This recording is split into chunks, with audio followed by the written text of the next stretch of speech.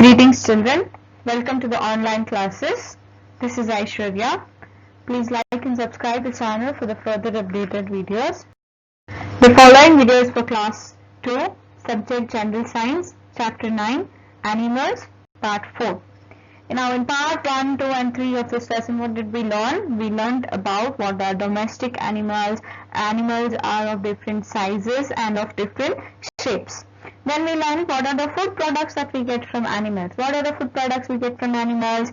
Milk, meat, honey and eggs. The other useful things that we get from animals are wool from the sheep, silk from the silkworm, leather from the other animals like buffalo, goat and camels. Then we learned which animals are called beasts of burden and why they are called so. Why they are called so? Because they can carry heavy loads. Sorry.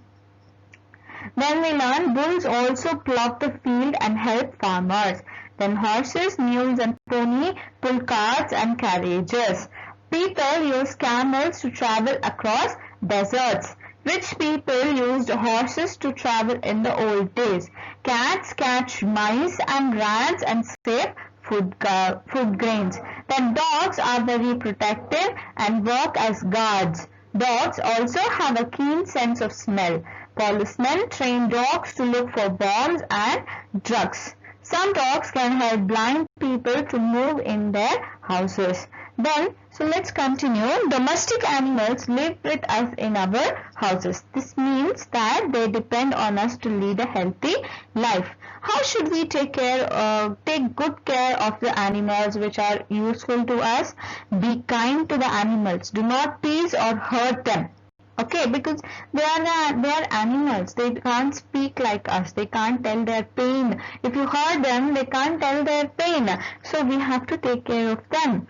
Give your domestic animals good food, clean water and safe shelter. Now these animals which are living with you, the pet animals or the domestic animals in the farm, they are living with us. So they are dependent on us. So we have to take care of them.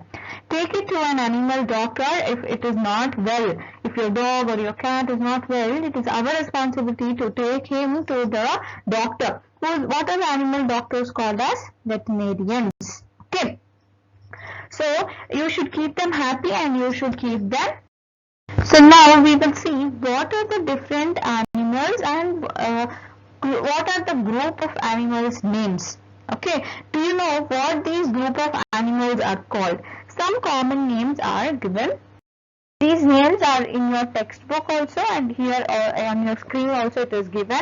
I will read out the animal's name and the group of what a group of animal is called. Okay, so a dog, a group of dogs are called a pack. And if you say a group of dogs going, you have to say a pack of dogs are going. So cats, clouder, buffaloes, gang, goats, tribe, donkeys, pace, pigs, team, rabbits, warren, ducks, flock, fish, school, bees, swarm. I'll repeat, please read it with me. Dogs, pack, cats, clouder, buffaloes, gang, goats, tribe, donkeys, pace, pigs, team, rabbits, warren, ducks, flock, fish, school, bees, swarm. Now these animals, they are the groups. Here you can see a group of dogs. What are a group of dogs called? Pack. This is a pack of a. Then a clouder of cats. That means a group of cats are standing, isn't it? Then a gang of buffaloes. A gang of buffaloes. Then a tribe of goats. A tribe of goats. Then a pace of donkeys. Then a pace of donkeys. Then for fish, a school of fish. Your teachers, if you are making too much noise in the class, they shout at you telling, is this a classroom or a fish market? Isn't it? So why? Because in a school, a group of fishes, when they are in a group, they are called a school. Okay. So to live in groups, the animal must be able to communicate with each other. Now, if you're living in your house, you have to be able to talk to your parents, talk to your siblings, isn't it? So you're communicating with them. Communication means able to talk to them, able to communicate with them. Animals do speak with each other. How we speak to each other, the animals also speak to each other. Their speech is not like ours, but they make sounds to alert the others in the group. These animals, they're sometimes very, very intelligent. Okay, they're very intelligent and they have the capacity to protect their own people. Okay, they protect their own groups.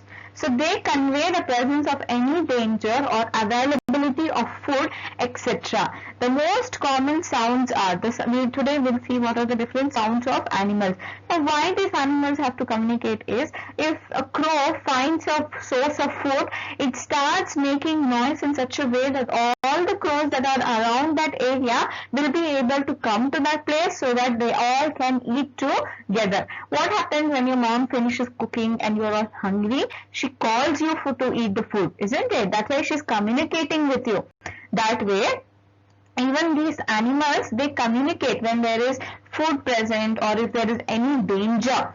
Okay, if there is any danger, the dog in your house, it can sense danger very well. When they sense danger, they start barking. That is the way of their communication. How we speak and how we talk, it is different. They cannot talk like us, right? So their way of communication is different from the way we communicate. Let's see what are the animals and what are their sounds. Cats meow or purr. Dogs bark. Bees buzz. Hens cluck. Roosters cock-a-doodle-doo. Cows or cattle moose. Donkeys braze. Ducks quack. Horses neighs. Sheep bars. Goat bleat. Pigs oinks or snorts. Can you repeat after me? Cats meows or purr. Dogs bark.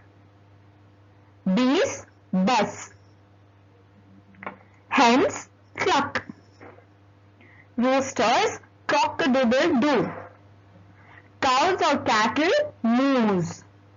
Donkeys braze. Ducks quack. Horses neighs. Sheep baa. Goat bleat. Pigs oinks or. Now there is one special animal, that is the whale.